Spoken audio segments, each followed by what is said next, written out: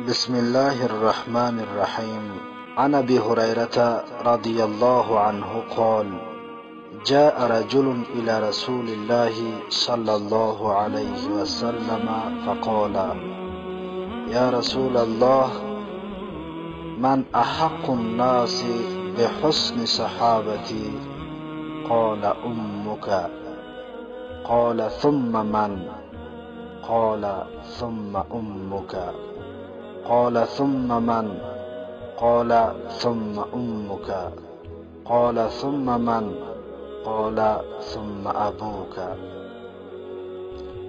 حدیث متفق علیه است که از ابو هریره رضی الله عنه روایت است که میگوید: جاء رجل الى رسول الله صلی الله علیه و سلم، آمد مرد نزد رسول اکرم صلی الله علیه و سلم. فقال، پس آن مرد گفت: یا رسول الله، ای فرستاده خدا محمد صلی الله علیه و سلم، من احق الناس بحسن صحابتی. آن مرد پرسان شد که کی برای خوش رفتاری من سزاوارتر است، کی غمخوارتری من است؟ رسول اکرم صلی الله علیه و سلم گفتند: قال: امک. رسول الله گفتند: مادرت. قال: ثم من. باز پرسان شد که رسول خدا بعد از او کیست؟ قال: ثم امک.